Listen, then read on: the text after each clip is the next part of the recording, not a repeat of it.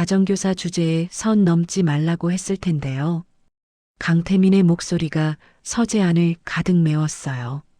여러 명의 가족들이 저를 둘러싸고 있었습니다. 내 자리는 원래 없던 자리야. 당신은 여기서 일하는 사람입니다. 그 이상 기대하지 마세요. 회장의 차가운 시선이 저를 관통했어요. 신원이 불분명한 사람을 왜 들였냐고요. 애초에 이런 사람 필요 없었어요.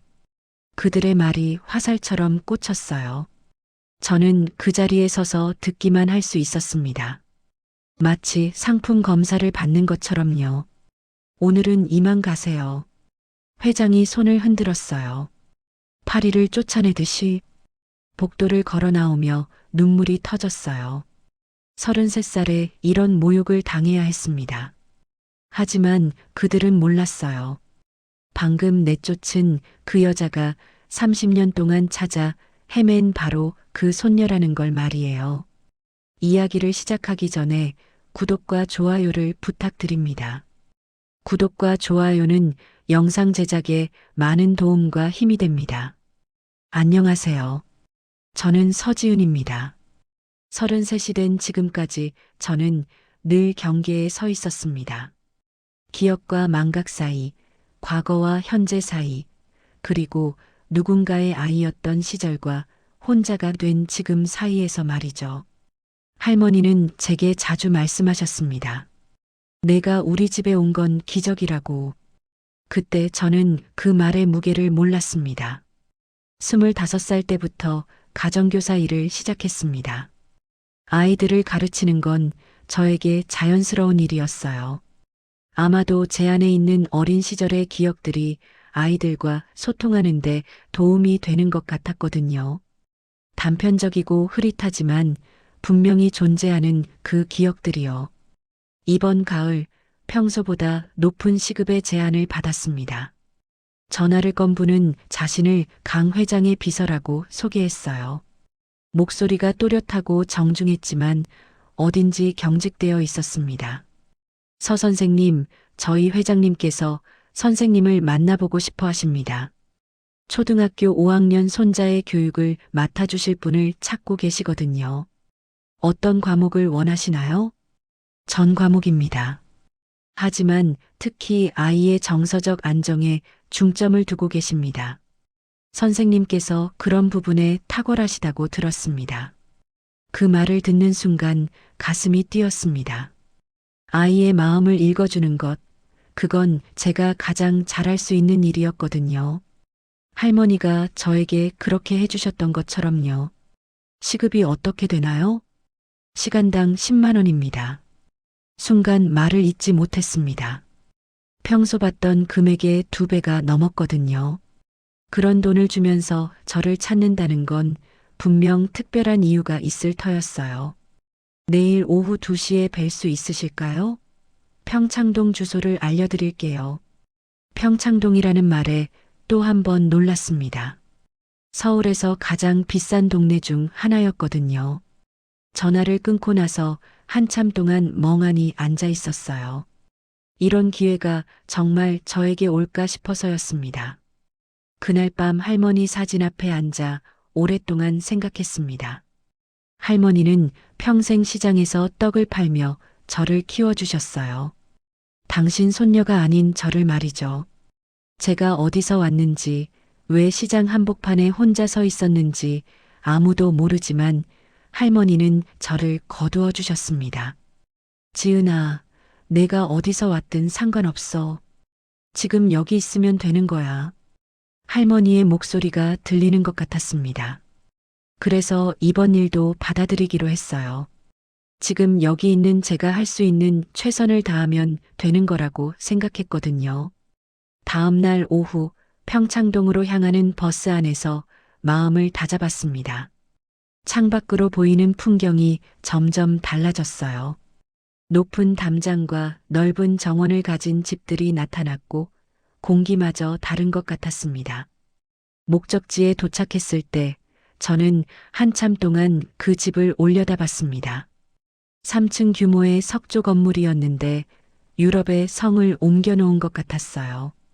정원도 너무 넓어서 입구에서 현관까지 걸어가는데도 시간이 꽤 걸렸습니다. 현관에서 벨을 누르자 곧바로 문이 열렸습니다. 검은색 정장을 입은 중년 남성이 나타났어요. 서지은 선생님이시죠? 저는 김비서입니다. 어서 오세요. 그분의 안내를 받으며 집 안으로 들어갔습니다. 천장이 높은 현관홀에는 커다란 샹들리에가 걸려 있었고 대리석 바닥이 제 발걸음 소리를 그대로 울려 퍼뜨렸어요. 마치 박물관에 들어온 것 같았습니다. 회장님께서 서재에서 기다리고 계십니다. 복도를 따라 걸으며 주변을 둘러봤습니다.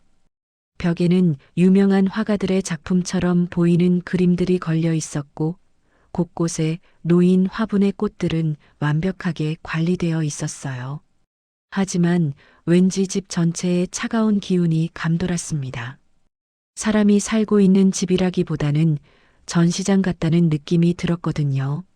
김 비서가 멈춰선 곳은 복도 끝에 있는 두꺼운 나무문 앞이었습니다.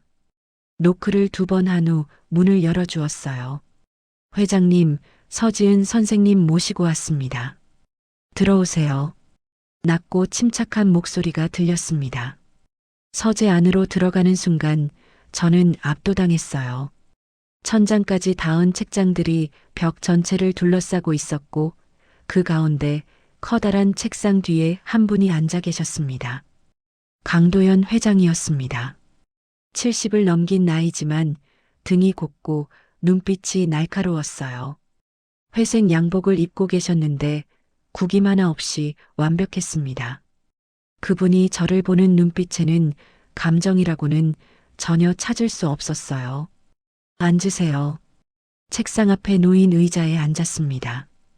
회장님은 제 앞에 놓인 서류를 보시더니 천천히 고개를 들었어요. 서지은 선생, 28살에 교육대학을 졸업했군요. 늦은 편이네요. 네, 개인적인 사정으로 늦어졌습니다. 가족관계가 단순하군요.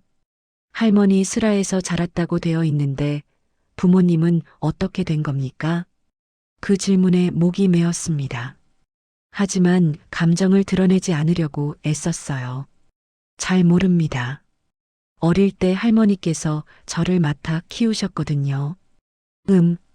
회장님은 무표정하게 고개를 끄덕였습니다. 마치 제 대답을 평가하고 있는 것 같았어요. 이력서에 따르면 지금까지 가르친 아이들의 성적이 모두 향상되었다고 나와 있습니다. 비결이 있습니까? 아이들의 마음을 먼저 살펴봅니다. 공부를 못하는 이유는 대부분 다른 곳에 있거든요. 그것을 찾아서 해결해주면 저절로 따라오는 경우가 많아요. 구체적으로 설명해 보세요. 그분의 시선이 더욱 차가워졌습니다. 마치 제가 상품이 되어 품질 검사를 받고 있는 것 같은 기분이었어요. 아이들은 각자 다른 방식으로 세상을 받아들입니다. 어떤 아이는 시각적으로, 어떤 아이는 청각적으로, 또 어떤 아이는 체험을 통해서요. 저는 그 아이만의 방식을 찾아서 맞춰주려고 노력합니다. 감정적 접근이군요. 그 말에는 약간의 비판적 뉘앙스가 섞여 있었습니다. 네, 하지만 그것이 가장 효과적이라고 생각합니다. 제 손자는 특별한 아이입니다. 일반적인 방법으로는 안 될 겁니다. 어떤 면에서 특별하신가요? 회장님은 잠시 저를 바라보더니 입술을 꾹 다물었습니다. 뭔가 말하고 싶어 하시는 것 같았지만 결국 다른 말씀을 하셨어요. 직접 보시면 알게 될 겁니다. 조건을 말씀드리겠습니다. 그분은 서류를 한 장 더 꺼내셨습니다. 주 5일 오후 3시부터 7시까지입니다. 토요일, 일요일은 쉬고요.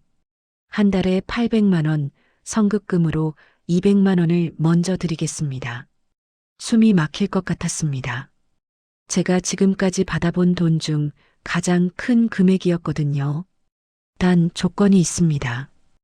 회장님의 목소리가 더욱 낮아졌습니다. 첫째, 아이에 대한 정보는 절대 외부에 누설하지 마세요. 둘째, 집안에서는 지정된 구역에서만 활동하세요. 셋째, 이 서재에는 절대 들어오지 마세요. 마지막 조건을 말할 때 회장님의 눈빛이 특별히 차가웠습니다. 혹시 이유를 알 수 있을까요? 알 필요 없습니다. 지킬 수 있겠습니까? 그분의 시선이 저를 관통하는 것 같았어요. 마치 제가 도구인지 아닌지를 판단하고 있는 것 같았습니다. 그 순간 제가 여기서 사람이 아니라 하나의 기능으로만 평가받고 있다는 걸 깨달았어요. 네, 지키겠습니다. 좋습니다. 내일부터 시작하세요. 김 비서가 나머지는 알려드릴 겁니다. 회장님은 다시 서류에 시선을 돌리셨습니다. 면담이 끝났다는 신호였어요. 서재를 나오는 길에 마음이 복잡했습니다. 좋은 기회였지만 왠지 불안했어요.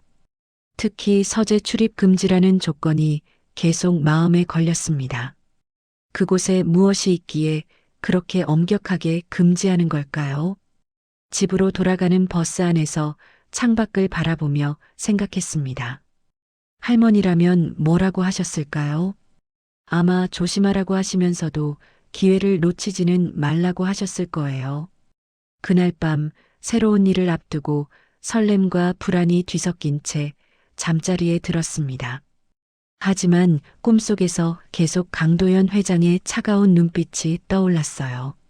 그리고 그 서재 문 뒤에 무엇이 숨겨져 있을지에 대한 궁금증도 함께요. 아직은 몰랐습니다. 이것이 제 인생을 완전히 바꿔놓을 시작이라는 것을요. 다음 날 오후 3시 다시 그 저택에 도착했습니다. 김 비서가 현관에서 기다리고 계셨어요. 어제보다 조금 더 친근한 표정을 지으셨지만 여전히 격식을 벗지는 않으셨습니다. 서 선생님, 어서 오세요. 오늘부터 부탁드립니다. 잘 부탁드립니다. 김 비서의 안내를 받으며 복도를 걸었습니다. 어제는 긴장해서 제대로 보지 못했는데 지금 보니 복도 곳곳에 가족 사진이 걸려 있었어요. 하지만 이상했습니다. 사진 속 인물들이 모두 딱딱하게 굳어 있었거든요. 마치 업무용 증명사진 같았어요. 민준이가 있는 방은 2층입니다. 계단을 오르며 김 비서가 말씀하셨어요. 아이 이름이 민준이군요. 네, 강민준입니다. 올해 11살이에요. 성격은 어떤가요? 김 비서가 잠시 걸음을 멈췄습니다. 조용한 편입니다. 아니, 너무 조용해요. 그 말에 담긴 걱정이 느껴졌습니다. 2층에 도착하자 복도가 1층보다 훨씬 밝았어요. 창문이 많아서 오후 햇살이 따스하게 들어왔습니다. 김 비서가 복도 가운데 있는 방문을 두드렸어요. 민준아, 선생님 오셨어. 들어오세요. 작고 맑은 목소리가 들렸습니다. 방문을 여니 넓은 공부방이 나타났어요. 책상과 의자, 책장이 가지런히 정리되어 있었습니다. 그리고 창가에 한 아이가 앉아 있었어요. 강민준이었습니다. 첫인상은 너무나 차분한 아이라는 것이었어요. 11살치고는 의젓해 보였습니다. 단정한 교복을 입고 있었고 머리도 깔끔하게 정리되어 있었어요. 하지만 그 차분함 뒤에 뭔가 숨어 있는 것 같았습니다. 안녕, 민준아. 나는 서지은 선생님이야. 안녕하세요. 민준이가 일어나 정중하게 인사했습니다. 하지만 눈을 마주치지는 않았어요. 김 비서가 나가신 후 저는 민준이 옆에 앉았습니다. 오늘 학교는 어땠어? 괜찮았어요. 친구들과 재미있게 놀았니? 아니요. 대답이 너무 짧았어요. 보통 아이들은 학교 이야기를 하면 여러 가지를 떠들어대는데 민준이는 달랐습니다. 민준아, 선생님한테 하고 싶은 이야기 있어? 민준이가 처음으로 저를 똑바로 쳐다봤어요. 그 순간 깜짝 놀랐습니다. 아이의 눈의 또래보다 훨씬 깊은 무언가가 담겨 있었거든요. 없어요. 하지만 대답은 여전히 짧았어요. 그날 수업은 조심스럽게 진행했습니다. 민준이의 성향을 파악하는 것이 먼저였거든요. 아이는 공부를 잘했어요. 이해력도 빠르고 집중력도 좋았습니다. 하지만 뭔가 기계적이었어요. 마치 감정을 차단한 채 공부하고 있는 것 같았습니다. 수업이 끝날 무렵 저는 민준이에게 물었어요. 민준아, 좋아하는 일이 뭐야? 공부요. 공부 말고 다른 건? 민준이가 고개를 갸웃했습니다. 마치 그런 걸 생각해 본 적이 없다는 듯이요. 잘 모르겠어요. 그 대답이 마음을 아프게 했습니다. 첫 수업을 마치고 복도로 나왔을 때였어요. 어디선가 작은 소리가 들려왔습니다. 처음에는 바람 소리인 줄 알았어요. 하지만 귀를 기울이니 분명 사람이 흥얼거리는 콧노래였습니다. 라라라라라라. 단순하고 짧은 멜로디였어요. 아무렇지 않은 콧노래 같았습니다. 그런데 이상한 일이 일어났어요. 갑자기 가슴이 답답해졌습니다. 마치 누군가 제 심장을 꽉 쥐고 있는 것 같았어요. 숨쉬기가 어려웠고 다리에 힘이 빠졌습니다. 왜 이러는 걸까요? 콧노래는 계속 들려왔어요. 복도 저쪽에서 나오는 것 같았습니다. 저는 벽에 기대어 가까스로 균형을 잡았어요. 라라라라라라. 그 순간 눈앞이 흐려졌습니다. 이유도 모른 채 눈물이 흘러내렸어요. 가슴 한복판에서 뭔가 무너지는 것 같았습니다. 처음 듣는 노래인데 왜 이럴까요? 혼잣말이 저절로 나왔어요. 분명 처음 듣는 멜로디였어요. 기억해 본다고 해봐도 전혀 아는 노래가 아니었습니다. 그런데 제 몸은 다르게 반응하고 있었어요. 콧노래가 점점 멀어졌습니다. 그제야 숨을 제대로 쉴 수 있었어요. 하지만 가슴의 답답함은 쉽게 사라지지 않았습니다. 화장실을 찾아 얼굴을 씻었어요. 거울 속 제 모습이 창백했습니다. 눈가가 빨갛게 되어 있었고 손이 아직도 떨리고 있었어요. 뭐가 잘못된 걸까요? 거울 속 제게 물어봤지만 대답은 없었습니다. 그날 집에 돌아와서도 계속 그 콧노래가 머릿속을 맴돌았어요. 라라라라라라. 단순한 멜로디인데 들을 때마다 가슴이 아팠습니다. 할머니 사진 앞에 앉아 말씀드렸어요. 할머니, 이상한 일이 있었어요. 처음 듣는 노래인데 몸이 먼저 기억하는 것 같아요. 사진 속 할머니는 여전히 따뜻하게 웃고 계셨습니다. 이틀째 되는 날도 똑같았어요. 민준이와 수업을 마치고 복도를 걸어 나오는데 또다시 그 콧노래가 들렸습니다. 이번에는 좀 더 가까이에서 들려왔어요. 2층 복도 끝쪽에서 나오는 것 같았습니다. 라라라라라라. 또다시 가슴이 무너졌어요. 무릎이 꺾이며 주저앉을 뻔했습니다. 눈물이 쏟아져 내렸고 숨을 쉬기 어려웠어요. 왜 이런 거죠? 소리나는 쪽으로 발걸음을 옮겼습니다. 복도 끝에 작은 방이 하나 있었어요. 문이 조금 열려 있었습니다. 안을 들여다보려는 순간 뒤에서 목소리가 들렸어요. 서 선생님, 거기서 뭐 하세요? 김비서였습니다. 표정이 어제와 달랐어요. 경계하는 눈빛이었습니다. 아, 그냥 콧노래가 들려서요. 콧노래요? 김비서의 눈썹이 위로 올라갔습니다. 네, 라라라 하는 소리가 아무것도 들리지 않는데요. 김비서가 고개를 갸웃했어요. 분명히 지금도 들리고 있는데 김비서는 못 듣는다는 거였어요. 혹시 몸이 안 좋으세요? 얼굴이 창백해 보이네요. 아니에요, 괜찮아요. 거짓말이었어요. 전혀 괜찮지 않았거든요. 그날부터 매일 같은 일이 반복됐어요. 수업을 마치고 복도로 나오면 어김없이 그 콧노래가 들렸습니다. 그리고 저는 매번 같은 반응을 보였어요. 가슴이 아프고 눈물이 나고 숨이 막혔어요. 일주일이 지나자 불안해졌습니다. 이건 정상적인 반응이 아니었거든요. 처음 듣는 노래에 이렇게 강렬하게 반응한다는 건 말이 안 됐어요. 혹시 제가 아픈 건 아닐까요? 병원에 가봐야겠다고 생각했어요. 하지만 의사에게 뭐라고 설명해야 할지 막막했습니다. 콧노래를 들으면 몸이 이상해진다고 말하면 정신과로 보낼지도 몰랐거든요. 그런데 더 이상한 일이 있었어요.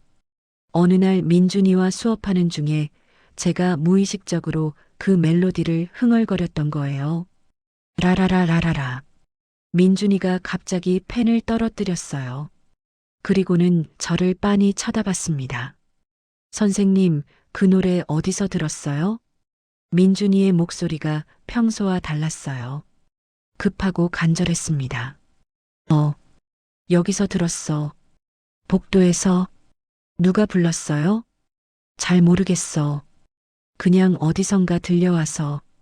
민준이의 얼굴이 창백해졌어요. 그리고는 갑자기 일어나 방을 나가버렸습니다. 민준아. 뒤따라 나갔지만 아이는 이미 계단을 내려가고 있었어요. 그날 수업은 그렇게 끝났습니다. 집에 돌아와서 곰곰 생각해 봤어요. 민준이도 그 노래를 알고 있었습니다. 그것도 꽤 중요한 의미를 가진 노래인 것 같았어요. 이건 단순한 일이 아닌 것 같아요. 혼잣말을 하며 창밖을 바라봤습니다. 밤이 깊어지고 있었지만 잠은 오지 않았어요. 자꾸만 그 멜로디가 머릿속에서 맴돌았고 민준이의 창백한 얼굴이 떠올랐습니다. 분명 이 집에는 제가 모르는 무언가가 숨겨져 있었어요. 그리고 그 콧노래가 그것과 연결되어 있다는 확신이 들었습니다. 하지만 아직 무엇인지는 알 수 없었어요. 다만 제 몸이 기억하고 있는 무언가가 이 집에 있다는 것만은 분명했습니다. 그 일이 있은 지 사흘 후 예상치 못한 일이 벌어졌습니다. 평소처럼 민준이와 수업을 하고 있는데 갑자기 문이 열렸어요. 김 비서도 아니고 회장님도 아닌 낯선 분이 들어오셨습니다. 키가 크고 체격이 좋은 중년 남성이었어요. 값비싼 양복을 입고 계셨는데 어딘지 날카로운 인상이었습니다. 특히 눈빛이 차갑고 계산적이었어요. 실례하겠습니다. 그분이 방 안을 둘러보시더니 저를 쳐다봤어요. 서지은 선생님이시죠? 네, 그런데 누구시죠? 강태민입니다. 민준이 아버지예요. 순간 긴장했습니다. 강도연 회장의 장남이라는 분이었거든요. 민준이가 갑자기 자리에서 일어났어요. 아버지, 민준아, 잠깐 나가 있어라. 강태민 씨의 목소리에는 유독 권위적인 톤이 섞여 있었어요. 민준이가 주저하는 것 같았지만 결국 방을 나갔습니다. 문이 닫히자 강태민 씨가 저에게 다가왔어요. 거리감 없이 너무 가까이 와서 불편했습니다. 선생님, 민준이 교육 어떻게 보세요? 민준이는 똑똑하고 착한 아이예요. 다만 조금 내성적인 면이. 그런 얘기가 아닙니다. 강태민 씨가 제 말을 자르셨어요. 우리 민준이가 선생님한테 이상한 말 한 적 없나요? 이상한 말이요? 집안 이야기 같은 거 말이에요. 그분의 눈빛이 더욱 예리해졌습니다. 마치 제가 뭔가 숨기고 있는지 확인하려는 것 같았어요. 아니요, 민준이는 오히려 말수가 적은 편이에요. 그렇군요. 강태민 씨가 고개를 끄덕이셨지만 표정은 여전히 의심스러워 보였어요. 선생님, 한 가지 확실히 해둘 게 있습니다. 그분이 책상에 기대며 말씀하셨어요. 과외는 딱 계약 기간까지만입니다. 그 이상 기대하지 마세요. 무슨 뜻인지요? 우리 가족과 친해지려고 하지 말라는 뜻입니다. 선생님은 고용된 사람이에요. 그 말이 가슴을 찔렀습니다. 하지만 감정을 드러내지 않으려고 애썼어요. 당연히 선을 지키겠습니다. 좋습니다. 그리고 하나 더. 강태민 씨가 목소리를 낮췄어요. 집안에서 쓸데없이 돌아다니지 마세요. 지정된 곳에서만 활동하시기 바랍니다. 네, 알겠습니다.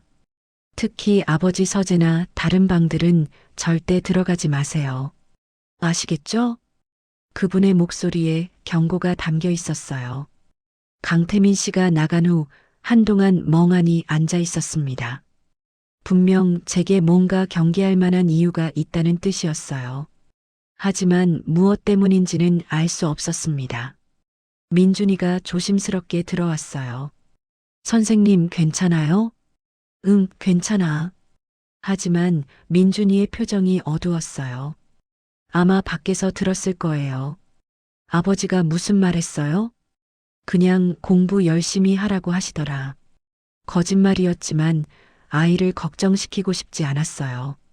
그날부터 집 안 분위기가 달라졌습니다. 김 비서도 예전보다 격식을 차리셨고 다른 직원들도 저를 보는 눈빛이 어딘지 경계하는 듯 했어요. 하지만 민준이는 달랐습니다. 오히려 저에게 더 마음을 열기 시작했어요. 선생님, 저 그 노래 알아요. 어느 날 수업 중에 민준이가 조용히 말했어요. 어떤 노래? 지난번에 선생님이 흥얼거린 그 노래요. 가슴이 두근거렸어요. 누구한테서 들었어? 누나가 불러줬어요. 누나? 민준이가 고개를 끄덕였어요. 예전에 같이 살았던 누나가 있었거든요. 그 누나가 저한테 자주 불러줬어요.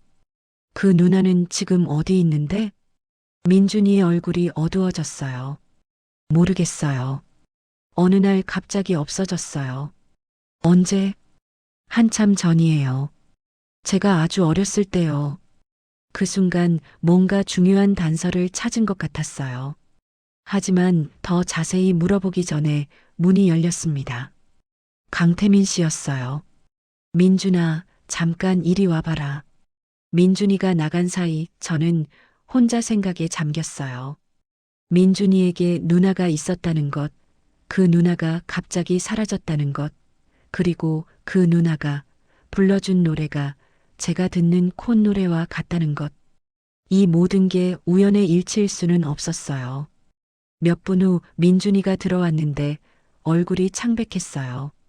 민준아, 무슨 일이야? 아무것도 아니에요. 하지만 아이의 목소리가 떨리고 있었어요. 아버지가 뭐라고 하셨어? 아무 말도 안 했어요. 그날부터 민준이가 달라졌어요. 예전처럼 조용했지만 이번에는 두려움이 섞여 있었습니다. 제게 뭔가 말하고 싶어 하는 것 같았지만 차마 하지 못하고 있었어요. 일주일이 더 지나자 상황은 더욱 악화됐어요. 어느 날 복도에서 강태민 씨와 마주쳤는데 그분이 저를 불렀어요. 서 선생님, 잠깐 이야기 좀 하죠. 빈 응접실로 안내받았어요. 강태민 씨가 소파에 앉으시더니 날카로운 시선으로 저를 쳐다봤습니다. 선생님, 민준이한테서 이상한 얘기 들었다던데요? 어떤 얘기 말씀이신지요? 누나 이야기 같은 거 말이에요. 가슴이 철렁했어요. 민준이가 예전에 누나가 있었다고 했는데 그런 사람은 없었습니다. 강태민 씨가 단호하게 말씀하셨어요. 민준이가 상상으로 만들어낸 얘기예요. 아이들이 그런 경우가 있거든요. 하지만 선생님, 제가 분명히 말씀드리겠습니다. 강태민 씨가 몸을 앞으로 기울이셨어요. 우리 집안사는 선생님과 상관없는 일입니다. 아이가 이상한 얘기를 해도 그냥 넘어가세요. 괜히 관심 갖지 마시고요. 그분의 목소리에 위협이 담겨 있었어요. 만약 계속 이런 식이면 계약을 해지할 수도 있습니다. 그 말에 머리가 하얘졌어요. 이 일을 잃을 수는 없었거든요. 알겠습니다. 하지만 마음속으로는 다른 생각이 들었어요. 강태민 씨가 이렇게까지 경계한다는 건 분명 숨기고 싶은 무언가가 있다는 뜻이었습니다. 그날 밤 집에 돌아와서 고민했어요. 계속 파고들어야 할까요? 아니면 그냥 포기해야 할까요? 할머니 사진을 보며 물었어요. 할머니, 저 어떻게 해야 할까요? 사진 속 할머니는 여전히 따뜻하게 웃고 계셨지만 답은 주시지 않았어요. 결국 제가 결정해야 할 문제였어요. 안전한 길을 택할 것인가 아니면 진실을 찾아갈 것인가. 그런데 다음날 민준이를 보는 순간 결심했어요.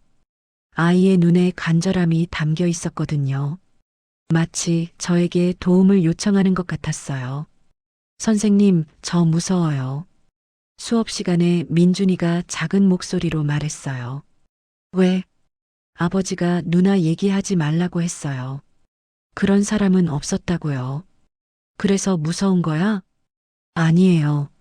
저는 분명히 기억하거든요. 누나가 있었어요. 민준이의 목소리가 떨렸어요. 누나가 저한테 노래 불러주고 같이 놀아줬어요. 그런데 어느 날 갑자기 사라졌고 그 후로는 아무도 누나 얘기를 안 해요. 그 순간 결정했어요. 이 아이를 도와주겠다고. 설령 제가 이 일을 잃게 되더라도 말이에요. 민준아, 선생님이 도와줄게. 정말요? 응, 우리 함께 알아보자. 민준이의 얼굴에 처음으로 희망이 떠올랐어요. 하지만 저는 아직 몰랐습니다. 이 결정이 저를 얼마나 큰 위험에 빠뜨릴지 말이에요. 그날 밤 어둠 속에서 혼자 앉아 있으며 생각했어요. 이제 돌아갈 수 없는 길에 들어선 것 같았습니다. 강태민 씨와 정면으로 맞서게 됐고 회장님도 적으로 돌릴지 모르는 상황이었어요. 하지만 후회하지 않았어요. 민준이의 간절한 눈빛을 외면할 수는 없었거든요. 창밖으로 보이는 밤하늘이 유독 어두웠어요. 민준이와의 약속을 한 지 일주일이 지났을 때였어요. 그날은 평소와 달랐습니다. 집 안 분위기가 어딘지 경직되어 있었거든요. 직원들도 바빠 보였고 김 비서도 평소보다 더 격식을 차리고 계셨어요. 오늘 가족회의가 있습니다. 김 비서가 조심스럽게 말씀하셨어요. 그럼 수업은 쉬어야 하나요? 아니요. 평소처럼 하시면 됩니다. 다만 혹시 무슨 일이 있어도 놀라지 마세요. 무슨 뜻인지 알 수 없는 말이었어요. 민준이와 수업을 시작했는데 아이가 계속 불안해했어요. 집중도 안 되고 자꾸 문 쪽을 쳐다봤습니다. 민준아, 무슨 일 있어? 오늘 가족들이 다 와요. 큰아버지, 작은아버지, 고모들까지요. 그래서 걱정되는 거야? 민준이가 고개를 끄덕였어요. 가족회의할 때는 항상 누군가 혼나거든요. 아니면 이상한 결정을 해요. 아이의 목소리에 두려움이 섞여 있었어요. 오후 4시쯤 되자 아래층에서 사람들의 목소리가 들리기 시작했어요. 여러 명이 온 것 같았습니다. 민준아, 오늘은 수업 일찍 끝낼까? 아니에요, 선생님. 여기 있는 게 나아요. 그 말이 마음을 아프게 했어요. 아이에게 이곳이 피할 곳이라는 뜻이었거든요. 그런데 갑자기 문이 벌컥 열렸어요. 강태민 씨였습니다. 뒤에 강도연 회장도 따라 들어오셨어요. 그리고 제가 처음 보는 분들도 몇 명 더 있었습니다. 민준아, 잠깐 나가라.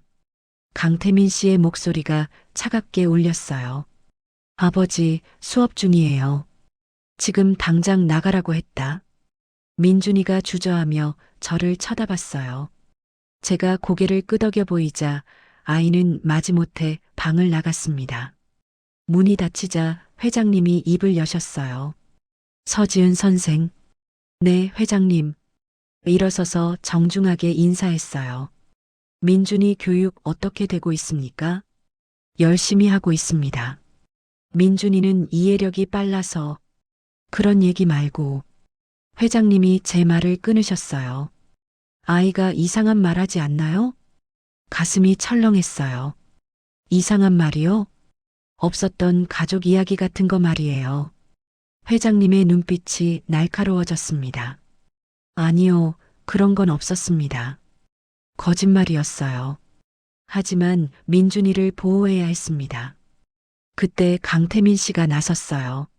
아버지, 이 사람이 민준이한테 이상한 질문을 했다고 들었습니다. 무슨 질문? 집안사에 대해 묻고 다닌다는군요. 제가 급히 변명했어요. 그런 적 없습니다. 단지 민준이가 먼저 얘기해서 거짓말하지 마세요. 강태민 씨의 목소리에 분노가 섞였어요. 가정교사 주제에 선 넘지 말라고 했을 텐데요. 그 말이 가슴을 찔렀습니다. 주제라는 표현이 특히 모욕적이었어요. 저는 단지 민준이를 가르칠 뿐입니다. 그래요. 그게 당신 일이에요. 그 이상도 이하도 아니고요. 그때까지 말없이 듣고 계시던 다른 분이 입을 여셨어요. 형님, 이런 사람 왜 들였어요? 겉보기에도 수상하지 않습니까? 수상하다니요? 제가 반문했지만 그분은 저를 쳐다보지도 않았어요. 신원이 불분명한 사람을 집에 들이면 안 되는 거 아닙니까? 신원 조회는 다 했습니다. 회장님이 말씀하셨지만 목소리에 확신이 없었어요. 하지만 의심스러운 건 사실이잖아요. 민준이한테 이상한 말 시키고 저는 그런 적 없습니다. 제가 강하게 말했지만 아무도 들으려 하지 않았어요. 애초에 이런 사람 필요 없었어요. 또 다른 분이 말씀하셨어요. 민준이 교육은 다른 방법으로 해도 됩니다. 그렇습니다. 괜히 외부 사람 들여서 복잡하게 만들 필요가 뭐 있어요. 저는 그곳에 서서 그들의 대화를 들어야 했어요. 마치 제가 없는 것처럼 저에 대해 이야기하고 있었습니다. 내 자리는 원래 없던 자리야. 강태민 씨가 저를 향해 말했어요. 우리가 선의로 기회를 준 건데 조용히 일이나 하지. 왜 이런저런 참견을 해요. 그 말들이 화살처럼 꽂혔어요. 아버지, 이런 사람 계속 둬서는 안 됩니다. 민준이도 이상해지고 있어요. 전에는 순했는데 요즘 자꾸 이상한 질문을 해요. 다 이 사람 때문입니다. 모든 화살이 저를 향했어요. 저는 거기 서서 들어야 했습니다. 회장님이 천천히 고개를 들어 저를 쳐다보셨어요. 서지은 선생, 당신 때문에 집안이 시끄러워지고 있습니다. 저는 단지 변명하지 마세요. 회장님의 목소리가 얼음처럼 차가웠어요. 당신은 여기서 일하는 사람입니다. 그 이상 기대하지 마세요. 그때 깨달았어요. 저는 이 집에서 사람이 아니었습니다. 그냥 필요에 의해 고용된 도구였어요. 어차피 계약도 한 달밖에 안 남았잖아요. 강태민 씨가 날카롭게 말했어요. 그때까지만 참으세요. 그 후에는 영원히 오지 마시고요. 영원히. 그 말이 가슴을 후벼 팠어요. 알겠습니다. 겨우 그 한마디를 했어요. 그럼 오늘은 이만 가세요. 회장님이 손을 흔드셨어요. 마치 파리를 쫓아내듯이요. 저는 가방을 챙겨 방을 나왔어요. 복도에 민준이가 서 있었습니다. 아이의 얼굴이 창백했어요. 선생님 괜찮아요? 응, 괜찮아. 거짓말이었어요. 전혀 괜찮지 않았습니다. 현관까지 가는 길이 너무 길었어요. 발걸음마다 모욕감이 온몸을 짓눌렀습니다. 집에 돌아와서야 무너졌어요. 소파에 털썩 주저앉았습니다. 눈물이 쏟아져 나왔어요.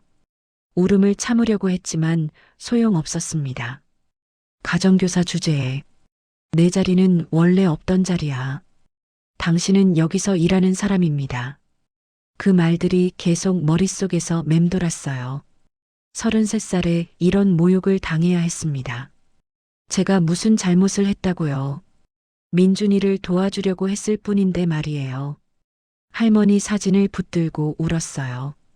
할머니, 너무 아파요. 저를 사람 취급도 안 해요.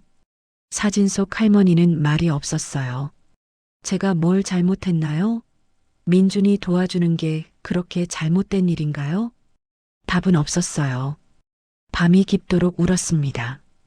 가슴이 터질 것 같았고 숨쉬기도 힘들었어요. 33살 어른이 이렇게 무력할 수 있다는 게 비참했습니다. 왜 저는 항상 이럴까요? 혼잣말이 새어나왔어요.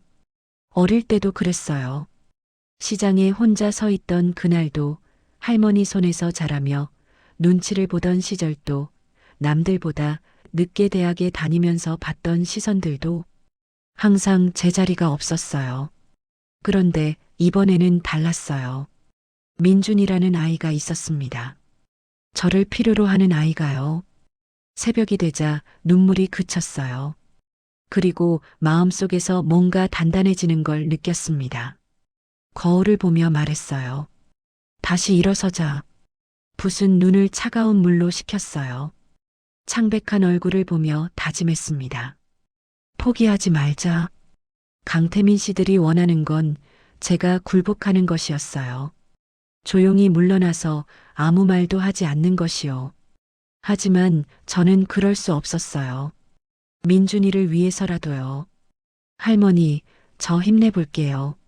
할머니 사진에게 말했어요. 누가 뭐라고 해도 끝까지 해볼게요. 그날 밤 처음으로 확신했습니다. 이 일을 끝까지 가야겠다고요.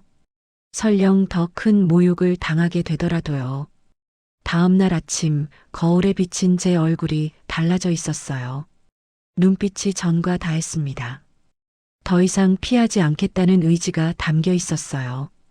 강태민 씨들은 아마 제가 굴복했을 거라고 생각할 거예요. 하지만 틀렸습니다. 저는 이제 시작이었어요. 민준이의 누나가 누구인지, 왜 사라졌는지, 그리고 그 콧노래가 무엇을 의미하는지 반드시 알아낼 거였습니다. 아무리 그들이 막으려고 해도 말이에요. 창밖으로 아침 해가 떠오르고 있었어요. 새로운 하루였습니다. 그리고 제게는 새로운 시작이기도 했어요. 그날 밤 잠을 이루지 못했어요. 모욕당했던 순간들이 계속 떠올랐습니다. 하지만 그보다 더 큰 건 의문이었어요. 왜 그들이 그렇게까지 저를 경계하는지, 민준이의 누나는 정말 누구였는지 말이에요. 새벽 5시쯤 되어서야 결심했어요. 할머니 방을 정리해야겠다고요.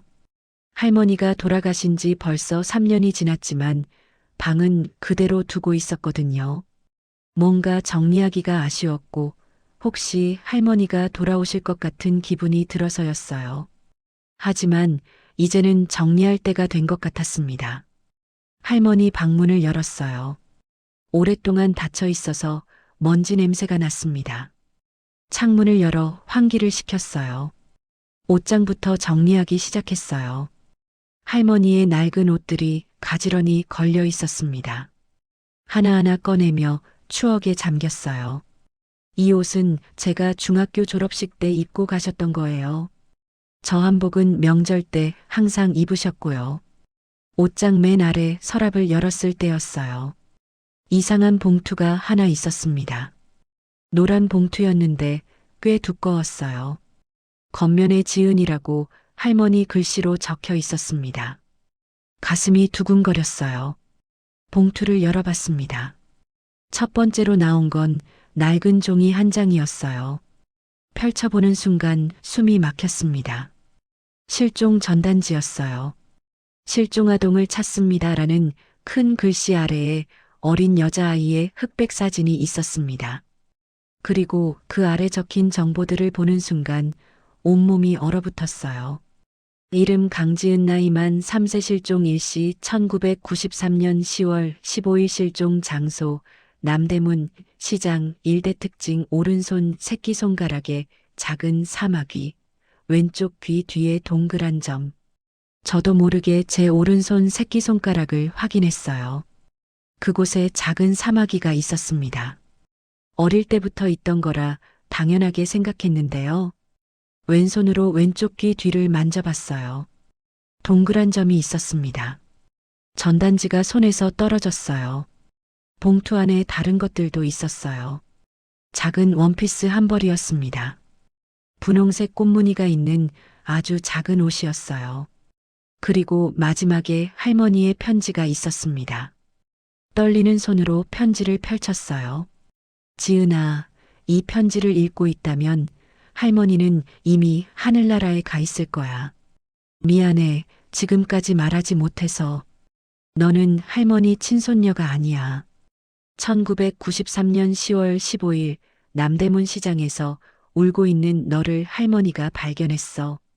그때 내가 입고 있던 옷이 봉투 안에 있는 그 원피스야. 내가 누구인지 어디서 왔는지 찾아보려고 했지만 알 수 없었어. 경찰에 신고도 했고 여기저기 물어봤지만 아무도 찾으러 오지 않았어. 그래서 할머니가 키우기로 했지. 너는 할머니에게 기적 같은 아이였어. 외로웠던 할머니에게 삶의 이유를 준 소중한 아이였지. 지은아, 내가 누구든 상관없어. 할머니에게는 내가 세상에서 가장 소중한 손녀야. 편지를 끝까지 읽지 못했어요. 눈물이 쏟아져서 글씨가 보이지 않았거든요. 바닥에 주저앉았습니다. 다리에 힘이 빠져서 일어설 수가 없었어요. 강지은, 실종 전단지에 적힌 이름이었어요. 1993년 10월 15일 남대문 시장에서 실종된 강지은. 그게 제 본래 이름이었습니다. 모든 퍼즐이 맞춰지기 시작했어요. 강도연 회장 댁에서 일하게 된 것도, 그 콧노래를 들었을 때의 반응도, 민준이가 누나를 기억하고 있는 것도, 저는 그 집 사람이었던 거예요. 잃어버린 가족의 일원이었던 것입니다. 온몸이 떨렸어요. 30년 동안 몰랐던 진실이 한순간에 드러났습니다. 그때까지 제가 누구인지 모른 채 살았던 거예요.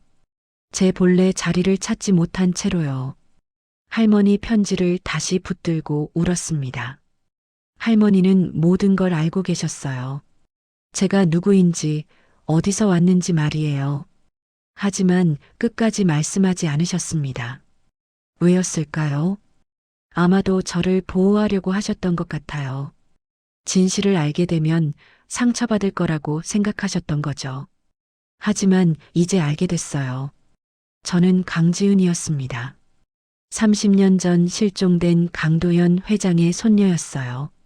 민준이에게 누나가 있었다는 건 사실이었습니다.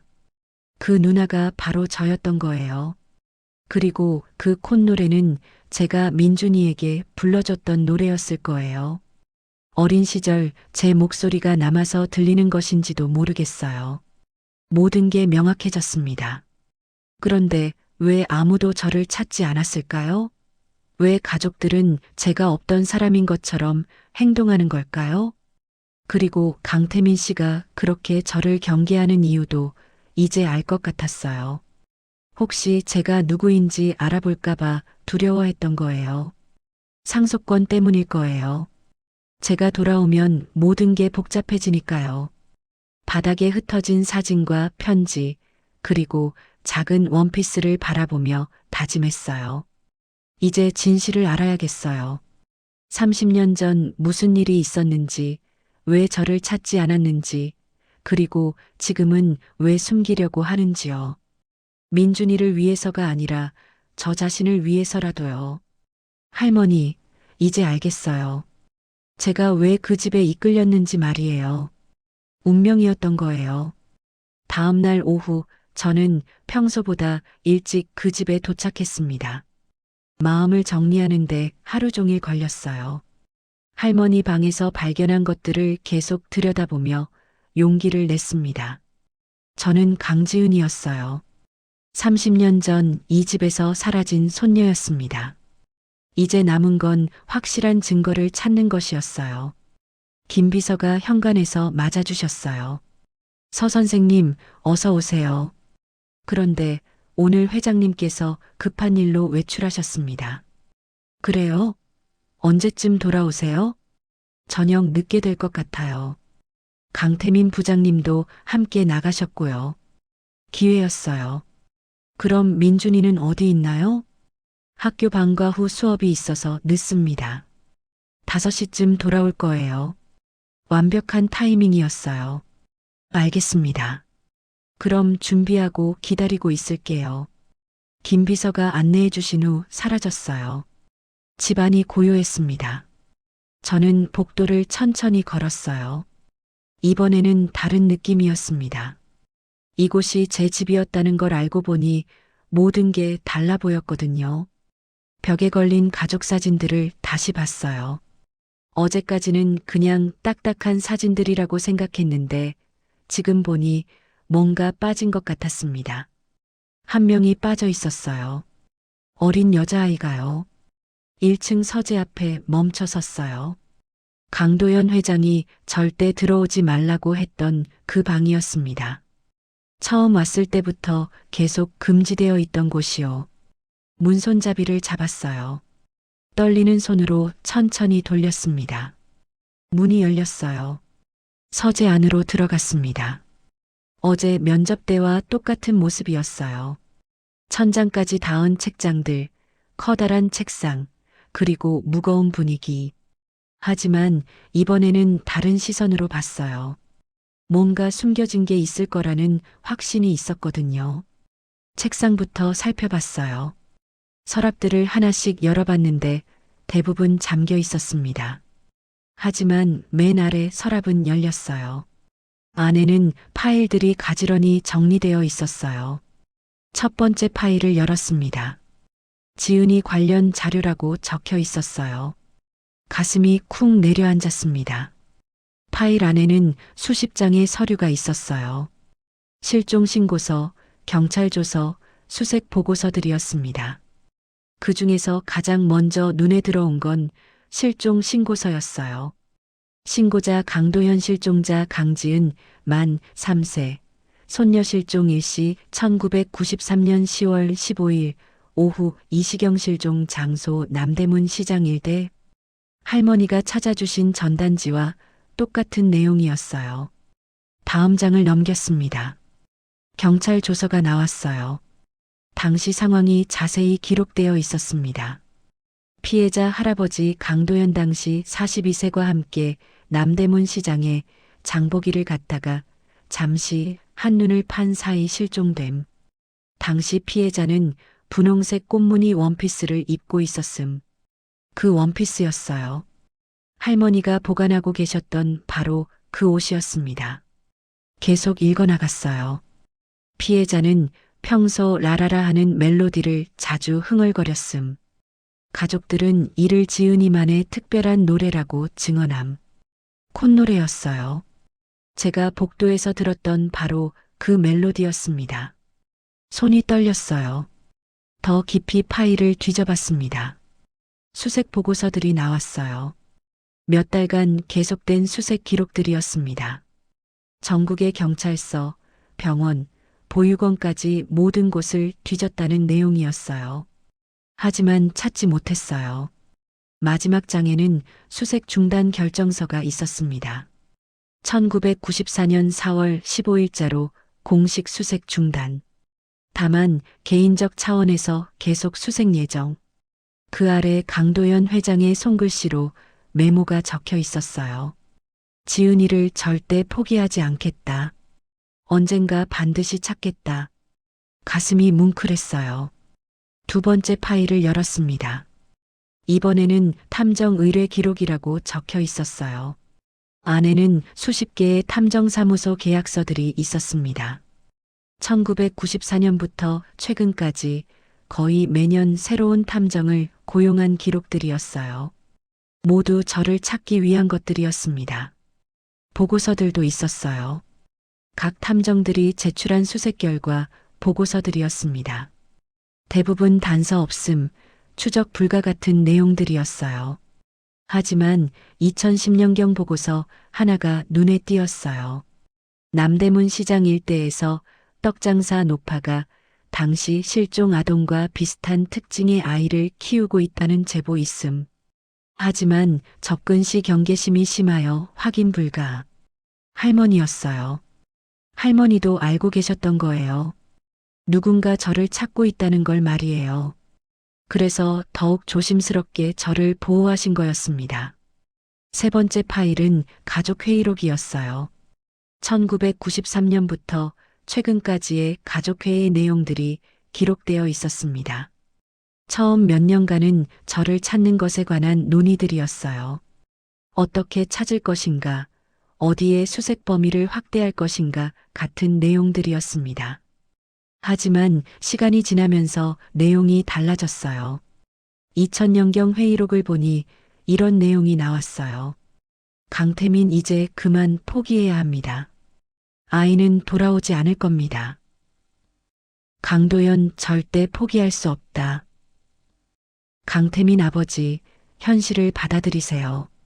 민준이도 태어났고 이제 새로운 가족을 생각해야 합니다. 강태민 씨였어요. 제가 돌아오는 걸 원하지 않았던 건 그분이었습니다. 2005년 회의록은 더욱 충격적이었어요. 강태민 만약 지은이가 살아서 돌아온다면 상속 문제가 복잡해집니다. 강도연 그런 건 나중 문제다. 강태민 아닙니다. 지금부터 대비해야 합니다. 법적으로 지은이가 돌아오면 상속 순위가 바뀝니다. 돈 때문이었어요. 강태민 씨는 제가 돌아와서 상속권을 주장할까봐 두려워했던 거예요. 최근 몇 년간의 회의록은 더욱 노골적이었습니다. 강태민 아버지께서 계속 탐정을 고용하시는 건 위험합니다. 강도연 위험하다니? 강태민 혹시 지은이가 정말 나타난다면 어떻게 하시겠습니까? 이미 가족 구조도 바뀌었고 민준이도 있는데요. 그리고 작년 회의록에는 이런 내용도 있었어요. 강태민 차라리 공식적으로 지은이를 사망으로 처리하는 게 어떨까요? 강도연 그런 소리 다시는 하지 마라. 강태민 씨는 아예 저를 죽은 사람으로 만들고 싶어 했던 거예요. 네 번째 파일을 열었을 때 더 큰 충격이 기다리고 있었어요. 지은이 추모 자료라고 적혀 있었습니다. 안에는 제 어릴 때 사진들이 가득했어요. 돌잔치 사진, 생일 사진, 가족과 함께 찍은 사진들이었습니다. 사진 속 저는 정말 행복해 보였어요. 할아버지인 강도연 회장 무릎에 앉아 웃고 있는 사진도 있었고, 아기였던 민준이와 함께 찍은 사진도 있었어요. 그 중에서 가장 눈에 들어온 건 악보 한 장이었어요. 지은이의 노래라고 제목이 적혀 있었습니다. 그 아래 익숙한 멜로디가 음표로 기록되어 있었어요. 라라라라라라. 제가 들었던 바로 그 콧노래였습니다. 악보 아래에는 강도연 회장의 손글씨로 메모가 적혀 있었어요. 지은이가 가장 좋아하던 노래. 내가 만들어준 노래다. 지은이만을 위한 특별한 멜로디. 언젠가 이 노래를 부르며 돌아오기를 간절히 바란다. 눈물이 쏟아졌어요. 그 콧노래는 할아버지가 저를 위해 만들어주신 노래였어요. 그래서 제 몸이 기억하고 있었던 거였습니다. 다섯 번째 파일은 최근 동향이었어요. 최근 몇 년간의 기록들이 있었는데 그 중에서 올해 기록이 가장 자세했어요. 2024년 9월 새로운 탐정사 고용. 남대문 시장 일대 재수색 지시. 2024년 10월 떡장사 노파서 씨 성 사망 확인. 양육했던 여성 서지은 33세 교육대학 졸업 후 가정교사 활동 중. 저에 대한 정보였어요. 2024년 11월 서지은 신원조사 완료. 외모, 나이, 특징 등이 실종 당시 추정치와 일치. 99% 확률로 강지은 본인으로 판단됨. 강도연 회장은 이미 알고 계셨던 거예요. 제가 누구인지 말이에요. 그래서 저를 가정교사로 고용하신 거였습니다. 손녀를 집으로 데려오기 위해서요. 마지막 기록은 며칠 전 날짜였어요. 강태민과의 갈등 심화. 태민은 지은의 정체를 절대 모르게 하려고 함. 하지만 이제 더 이상 숨길 수 없을 것 같다. 곧 모든 걸 털어놓을 예정. 그런데 그 아래 다른 필체로 적힌 글이 있었어요. 강태민 씨의 글씨 같았습니다. 절대 안 된다. 지은이 정체를 알게 되면 모든 게 망가진다. 어떤 방법을 써서라도 막아야 한다. 소름이 끼쳤어요. 강태민 씨는 제가 진실을 알게 되는 걸 막기 위해 무엇이든 할 준비가 되어 있었던 거예요. 파일들을 다시 정리하고 있는데 뒤에서 소리가 났어요. 거기서 뭐 하고 있는 거야? 돌아보니 강태민 씨가 서 있었어요. 얼굴이 하얗게 질려 있었습니다. 강태민 부장님, 서재에 들어오지 말라고 했을 텐데 그분이 서서히 다가왔어요. 눈빛이 위험했습니다. 그 파일들 어떻게 감히. 저는 강지은입니다. 제가 똑똑히 말했어요.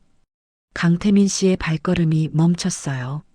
30년 전 이 집에서 실종된 강도연 회장님의 손녀 강지은이에요. 헛소리 하지 마. 강태민 씨가 소리쳤어요. 그런 사람은 없어. 죽었어. 아니요, 살아 있습니다. 여기 있어요. 저는 침착하게 말했어요. 남대문 시장에서 할머니가 저를 발견해서 키워주셨어요. 그리고 이제 돌아왔습니다. 강태민 씨의 얼굴이 점점 일그러졌어요. 증명해봐. 어떻게 증명할 건데? 여기 모든 증거가 있잖아요. 저는 파일들을 가리켰어요. 제 실종 신고서, 수색 기록, 그리고 할아버지가 저를 위해 만들어주신 노래까지요. 그리고 제 오른손 새끼손가락을 보여줬어요. 여기 작은 사마귀도 있고요. 강태민 씨가 그 손가락을 쳐다봤어요. 얼굴이 더욱 창백해졌습니다. 왼쪽 귀 뒤에 점도 있어요. 실종 당시 특징과 똑같죠? 아니야. 아니야. 강태민 씨가 중얼거리기 시작했어요. 넌 죽었어. 30년 전에 죽었다고. 죽지 않았어요. 여기 살아서 돌아왔습니다. 그때 문이 열렸어요. 강도연 회장이 들어오셨습니다. 뒤에 민준이도 함께 있었어요. 회장님이 서재 안을 둘러보시더니 저를 쳐다봤어요. 그 눈빛에는 놀람이 아니라 안도감이 담겨 있었습니다. 지은아, 회장님이 떨리는 목소리로 말씀하셨어요. 할아버지가 얼마나 기다렸는지 아니? 그 순간 모든 게 무너졌어요. 30년간 쌓아올린 강태민 씨의 계획이, 거짓말이, 음모가 한순간에 무너져 내렸습니다. 아버지, 안 됩니다. 강태민 씨가 절규하듯 외쳤어요. 하지만 이미 늦었어요. 진실은 드러났고 저는 돌아왔습니다. 강지은으로서 말이에요. 서재 안의 공기가 얼어붙었어요. 강도연 회장은 저를 바라보며 서 계셨고 강태민 씨는 창백한 얼굴로 벽에 기대어 있었습니다. 민준이는 문가에서 무슨 일인지 모른 채 두리번거리고 있었어요. 할아버지, 저는 조심스럽게 입을 열었어요. 정말 저를 기다리고 계셨어요? 회장님의 눈에 눈물이 고였어요. 30년이야. 30년을 기다렸다. 그분의 목소리가 떨렸습니다. 매일 밤 너를 생각했어. 어디서 무얼 하고 있을지, 건강하게 자라고 있는지. 할아버지, 저 기억해요. 저는 천천히 다가갔어요. 흐릿하지만 기억나요. 따뜻한 무릎, 그리고 그때 갑자기 떠올랐어요. 어릴 때의 기억이 선명하게 되살아났습니다. 그리고 할아버지가 불러주시던 노래요. 회장님의 눈이 커졌어요. 노래, 네, 잠들 때마다 불러주셨잖아요. 저는 그 멜로디를 흥얼거리기 시작했어요. 라라라라라라. 우리 지은이 예쁜 아가, 꿈속에서 만나자. 회장님이 의자를 붙잡고 주저앉으셨어요. 그 노래는 내 손녀 재우던 노래야. 그분의 목소리가 간신히 들렸어요. 너만을 위해 만든 자장가였어. 회장님이 완전히 무너지셨어요. 책상에 엎드려 오열하기 시작하셨습니다. 지은아, 미안해. 할아버지가 지키지 못해서 미안해. 그 모습을 본 강태민 씨가 급히 나섰어요. 아버지, 진정하세요. 이 여자가 누군지 확실하지도 않잖아요. 확실해. 회장님이 고개를 들어 강태민 씨를 쳐다보셨어요. 그 노래는 지은이만 알고 있어. 내가 만들어준 특별한 노래야. 우연일 수도 있어요. 어디서 들었을 수도. 태민아. 회장님의 목소리가 차가워졌어요. 내가 지은이를 찾는 걸 방해했다는 걸 이제 알겠다. 강태민 씨의 얼굴이 하얘졌어요. 무슨 말씀이세요? 서재 파일들을 다 봤어. 내가 얼마나 방해했는지. 회장님이 천천히 일어나셨어요. 탐정들에게 거짓 정보를 주고 수색 범위를 축소시키고, 그건 심지어 지은이를 사망 처리하자고까지 했지? 강태민 씨가 할 말을 잃었어요. 왜 그랬어? 내 조카인데? 상속 때문이었습니다. 강태민 씨가 포기한 듯 말했어요. 지은이가 돌아오면 모든 게 바뀝니다. 상속 순서도 회사 경영권도. 그래서 내 손녀를 숨겨두려 했다는 거야? 회장님의 목소리에 분노가 섞였어요. 죄송합니다. 하지만 회사를 생각하면 회사가 뭐가 중요해? 회장님이 소리치셨어요. 내 손녀보다 더 중요한 게 어디 있어? 그 순간 저는 깨달았어요. 회장님이 진심으로 저를 사랑하고 계셨다는 걸 말이에요. 민준이가 조심스럽게 다가왔어요. 할아버지, 선생님이 정말 누나예요? 그래, 민준아. 내 누나야. 회장님이 민준이를 안아주셨어요. 내가 기억하던 그 누나가 맞아. 민준이가 저를 쳐다봤어요. 눈에 눈물이 고여 있었어요. 누나, 정말 돌아온 거예요? 응, 민준아. 누나가 돌아왔어. 저도 무릎을 꿇고 민준이를 안아줬어요. 아이가 제 품에서 울기 시작했어요. 누나, 보고 싶었어요. 정말 많이요. 나도 보고 싶었어, 민준아. 비록 기억은 없었지만 마음 깊은 곳에서는 계속 그리워하고 있었던 것 같아요. 강태민 씨는 여전히 벽에 기대어 서 있었어요. 모든 계획이 무산된 것을 받아들이지 못하고 있었습니다. 아버지, 그래도 법적으로는. 태민아, 그만해. 회장님이 피곤한 표정으로 말씀하셨어요. 이제 그만하자. 지은이가 돌아왔잖아. 하지만 회사 일은 회사보다 가족이 먼저야. 회장님이 확고하게 말씀하셨어요. 내가 평생 후회했던 게 뭔지 아니? 권력과 돈에만 신경 쓰느라 가족을 제대로 챙기지 못한 거야. 그분이 저를 쳐다보셨어요. 그래서 지은이를 잃어버린 거야. 시장에 함께 갔을 때 일에만 신경 쓰느라 손녀를 놓쳤어. 회장님의 목소리에 깊은 후회가 배어 있었어요. 이제는 다를 거야. 가족이 최우선이야. 강태민 씨가 마지막으로 시도해 봤어요. 그럼 저는 어떻게 되는 건가요? 내가 원하는 대로 해. 회장님이 담담하게 말씀하셨어요. 회사에 남고 싶으면 남고, 나가고 싶으면 나가고. 하지만, 단 지은이를 방해하지는 마라. 회장님의 목소리에 경고가 담겼어요. 내 손녀를 다시 잃을 수는 없어. 강태민 씨가 더 이상 말하지 않았어요. 모든 게 끝났다는 걸 깨달은 것 같았습니다. 회장님이 저에게 다가오셨어요. 지은아, 할아버지와 함께 살래? 갑작스러운 제안이었어요. 여기가 내 집이야. 원래 내가 있어야 할 곳이고. 마음이 복잡했어요. 갑자기 모든 게 바뀐다는 게 현실적으로 느껴지지 않았거든요.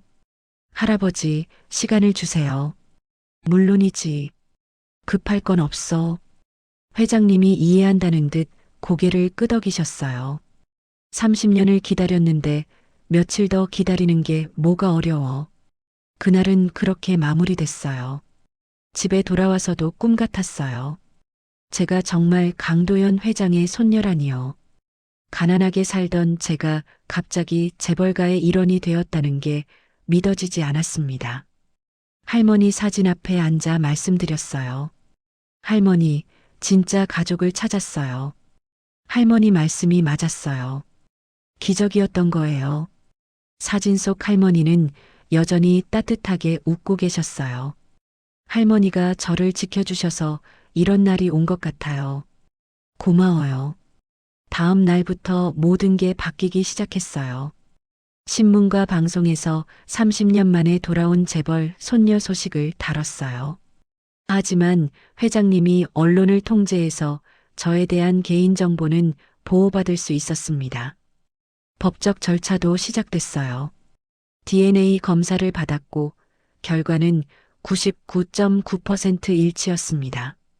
공식적으로 강지은으로 호적에 복귀하게 됐어요. 강태민 씨는 회사에서 물러났어요. 스스로 사임서를 제출했습니다. 그리고 저에게 짧은 사과 편지를 보냈어요. 지은아, 삼촌이 잘못했다. 용서해달라고 할 자격은 없지만 정말 미안하다. 용서할 수 있을지는 모르겠어요. 하지만 미워하지는 않기로 했습니다. 가장 기뻤던 건 민준이었어요. 정말 누나가 돌아온 것처럼 좋아했거든요. 매일 학교 끝나고 와서 저에게 하루 있었던 일을 다 얘기해줬어요. 누나, 오늘 친구들이 누나 얘기 신문에서 봤다고 하더라고요. 부끄럽지 않았어? 아니요. 자랑스러웠어요. 우리 누나니까요. 그런 민준이를 보면 마음이 따뜻해졌어요. 회장님도 완전히 달라지셨어요. 회사 일보다 가족 시간을 우선시하시기 시작했습니다. 매일 저녁 함께 식사하시고 제가 어떻게 지냈는지 궁금해 하셨어요. 지은아, 할머니 묘소에 함께 가자. 어느 날 회장님이 제안하셨어요. 인사드려야지. 내 손녀 지켜줘서 고맙다고. 그렇게 저는 새로운 삶을 시작하게 됐어요. 서지은이 아니라 강지은으로서 말이에요. 30년 만에 찾은 진짜 자리, 그곳에서 새롭게 시작하는 인생이었습니다. 할머니 말씀이 맞았어요. 정말 기적이었던 거예요. 석 달이 지났어요. 이제 저는 공식적으로 강지은이었습니다. 법적 절차도 모두 마무리됐고 호적에도 강도현 회장의 손녀로 등재됐어요. 하지만 가장 큰 변화는 저택의 분위기였습니다. 예전에는 박물관 같았던 집이 이제는 정말 사람이 사는 곳 같아졌어요. 복도에서 민준이의 웃음소리가 들렸고 거실에서는 회장님이 신문을 읽으시며 가끔 콧노래를 하셨습니다. 누나, 오늘 뭐 할 거예요? 아침마다 민준이가 제 방으로 뛰어와서 물어봤어요. 숙제 다 했어? 네. 어제 다 끝냈어요. 민준이도 많이 달라졌어요. 예전에는 조용하고 위축되어 있었는데 이제는 또래답게 밝아졌습니다. 그럼 할아버지랑 함께 정원 산책할까? 좋아요. 민준이가 신나서 뛰어나갔어요. 저도 따라 내려가니 회장님이 거실에서 기다리고 계셨어요. 지은아, 잘 잤니? 네, 할아버지. 안녕히 주무셨어요? 응, 요즘 잠이 잘 와. 회장님이 미소를 지으셨어요. 너 때문인 것 같아. 마음이 편해져서 함께 정원으로 나갔어요. 가을 햇살이 따스했습니다. 누나, 저기 봐요. 민준이가 꽃밭을 가리켰어요. 코스모스가 예쁘게 피어 있었습니다. 예쁘다, 민준아. 누나가 더 예뻐요. 민준이가 웃으며 말했어요. 그런 순수한 모습이 사랑스러웠습니다. 회장님이 벤치에 앉으시며 말씀하셨어요. 지은아, 이제 서재도 자유롭게 들어가도 돼. 네. 여긴 이제 숨겨야 할 방이 아니야. 회장님의 목소리가 부드러웠어요. 모든 비밀이 밝혀졌잖아. 이제 우리 가족만의 공간으로 쓰자. 그날 오후 정말로 서재 문이 활짝 열렸어요. 김 비서가 벽에 새 액자를 걸고 계셨습니다. 지난주에 찍은 가족 사진이었어요. 회장님, 그리고 민준이가 함께 웃고 있는 사진이었습니다. 와, 정말 가족 같아 보인다. 민준이가 신나게 말했어요. 원래 가족이잖아. 제가 민준이 머리를 쓰다듬어 주었어요. 맞아요. 우리는 진짜 가족이에요. 저택 곳곳에 변화가 있었어요. 딱딱했던 분위기가 사라지고 온기가 느껴지는 집이 됐습니다. 식당에서는 매일 저녁 3명이 함께 식사를 했어요. 예전에는 각자 따로 먹었다고 했는데 이제는 꼭 함께 모였습니다. 지은아, 오늘은 뭐 했니? 할머니 묘소에 다녀왔어요. 그래, 할머니께서 뭐라고 하시던? 회장님이 장난스럽게 물어보셨어요. 잘했다고, 이제 마음 놓겠다고 하시더라고요. 할머니가 정말 고마우시지. 회장님의 목소리에 진심이 담겨 있었어요. 어느 날 저녁 3명이 소파에 앉아 TV를 보고 있었어요. 갑자기 옛날 생각이 났습니다. 할머니와 단둘이 살던 작은 방에서 낡은 TV를 보며 떡을 나눠 먹던 시절이요. 그때는 가난했지만 따뜻했어요. 할머니의 사랑이 있었거든요. 지금도 마찬가지예요. 큰 집에 살고 돈 걱정 없이 살지만 가장 소중한 건 역시 사랑이었습니다. 누나, 왜 울어요? 민준이가 걱정스럽게 물어봤어요. 아니야, 그냥 행복해서. 정말 그랬어요. 행복의 눈물이었습니다. 할아버지도 우시는데요? 민준이가 회장님을 가리켰어요. 회장님도 눈가가 촉촉하셨습니다. 할아버지도 행복해서야. 회장님이 저와 민준이를 양옆에서 안아주셨어요. 우리 가족이 다시 완전해져서 말이야. 그 순간 깨달았어요. 가족이라는 건 단순히 피가 섞였다고 해서 되는 게 아니라는 걸요. 서로를 아끼고 사랑할 때 진정한 가족이 되는 거였습니다. 할머니도 제 피가 섞인 가족은 아니었지만 세상에서 가장 소중한 가족이셨어요. 그리고 지금 회장님과 민준이도 마찬가지였습니다. 며칠 후 민준이와 함께 정원에서 놀고 있을 때였어요. 누나, 정말 다시 어디 안 가죠? 민준이가 불안한 표정으로 물어봤어요. 안 가. 여기가 우리 집이잖아. 약속해요? 약속해. 민준이가 환하게 웃었어요. 너무 좋아요. 누나가 있으니까 집이 진짜 집 같아요. 그 말이 가슴 깊이 와닿았어요. 집이라는 건 건물이 아니라 사람이었어요. 서로를 사랑하고 아껴주는 사람들이 모인 곳이 진짜 집이었습니다. 저녁 식사 시간 회장님이 말씀하셨어요. 지은아, 이제 내가 하고 싶은 일 찾아봐. 하고 싶은 일이요? 응, 가정교사 말고 진짜 내가 원하는 일 말이야. 생각해보니 정말 오랫동안 제가 뭘 원하는지 생각해 본 적이 없었어요. 천천히 생각해봐. 급할 건 없으니까. 네, 할아버지. 그날 밤 침실에서 창밖을 바라봤어요. 33살의 새로운 출발을 하게 됐습니다. 늦은 나이라고 생각할 수도 있지만 저는 이제 시작이라고 생각했어요. 할머니가 저에게 사랑을 가르쳐 주셨고 이제 그 사랑을 다른 사람들과 나누며 살고 싶었습니다. 아마 교육 분야에서 일하게 될 것 같았어요. 민준이 같은 아이들을 도와주는 일 말이에요. 가족은 피로 시작되지만 사랑으로 완성된다는 걸 깨달았거든요. 다음 날 아침 3명이 함께 아침을 먹었어요. 햇살이 식당으로 들어와 우리를 비췄습니다. 평범하지만 소중한 일상이었어요. 오늘도 좋은 하루가 될 것 같아요. 제가 말하니 민준이와 회장님이 웃으셨어요. 당연하지. 우리 가족이 함께니까. 회장님의 말씀이 맞았어요. 가족이 함께라면 어떤 날이든 좋은 날이 될 수 있었습니다. 그렇게 저희는 새로운 하루를 시작했어요. 사랑이 가득한 집에서 진짜 가족으로서 말이에요. 그럼 오늘 이야기는 여기까지입니다. 영상을 시청해주신 모든 분들 고맙습니다. 저는 AI 나레이션 사연 읽는 펭귄이었습니다. 구독과 좋아요 부탁드립니다. 감사합니다.